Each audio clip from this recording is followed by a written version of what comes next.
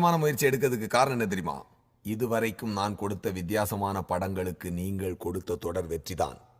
உங்க மேல வச்சிருக்கிற அந்த நம்பிக்கை தான். அப்போ ஆரம்பிக்கலாமா?